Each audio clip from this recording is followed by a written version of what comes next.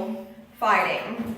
And all I could think was, wow, this is a bunch of drama. Like I'm sure y'all do whenever you see someone having a heated conversation and you just kind of step back and you're like, wow, this is pretty entertaining. So, and all I could think about was, wow, this would make a good drama movie. So this is exactly what we're going to talk about today.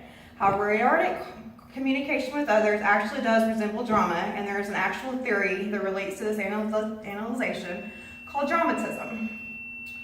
Dramatism means interpretive communications theories.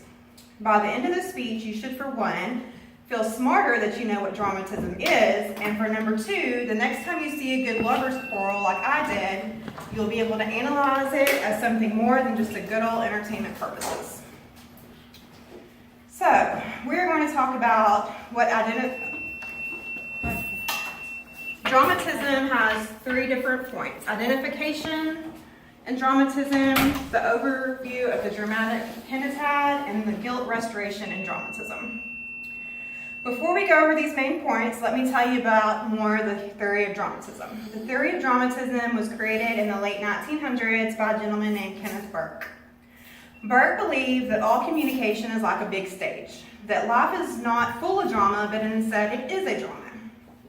Burke believed that there was more to rhetoric communication and wanted to take a better look into the bigger picture behind rhetoric communication. Rhetoric communication, you may be asking, what does that mean? The definition is the art of effective or persuasive speaking or writing, especially the use of figure or speech and other communication techniques. Burke saw all rhetoric communications as a fact of dramas. He believed that every scene had characters, plots, and many more aspects that played into the idea of communication being a drama.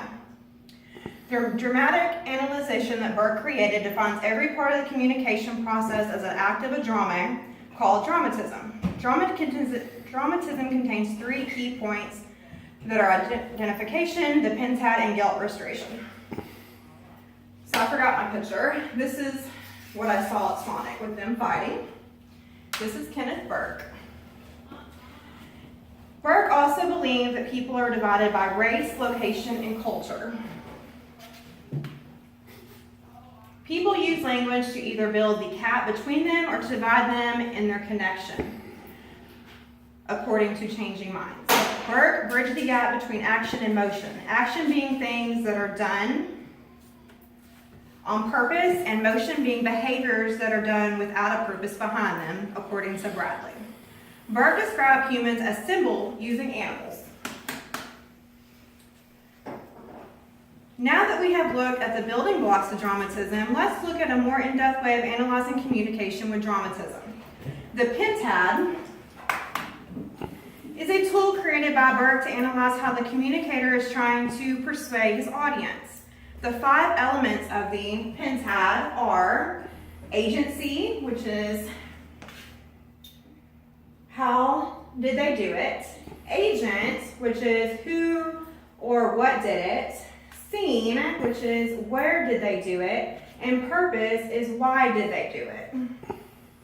So here's an example of kids playing on a playground. So you would think that they're probably at recess. Now the important thing to remember whenever you're putting these 5 strategies into effect is that everyone can look at this picture in a different way and give their own examples to what each of these may imply towards this picture. My example as the act, what is being done. Obviously the children are playing at recess. Agency, mean by which it occurs. So maybe at school, agent, person doing the acts would be children. Scene, setting or background would be the playgrounds. And purpose is the reason or rationale, which would be playing at recess. So,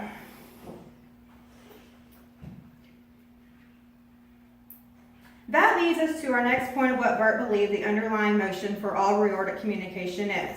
Burke believed that all rhetoric communication is based on your guilt and your purging of guilt. This can be anything from shame, embarrassment, anxiety, depression, etc. Guilt can be purged by the speaker and make the speaker feel better about themselves. Mortification, either through mortification, which is the confession of your guilt and the request for forgiveness. Or guilt can be victimage, which is placing blame or playing the scapegoat and putting the blame onto others. So hopefully all you have learned about the theory of dramatism will make you feel smarter about what you've learned and will make you apply this into your real life next time you see someone communicating and you want to apply this to a real life drama. Using the identification through dramatic pentad and guilt restoration techniques the next time you analyze a reordered communication. So next time I'm a Sonic and I will see someone fighting, I will think that there is an actual theory behind this, and I can use these 5 reasons to apply towards what I'm watching. That's it. Pay the audience. Good job.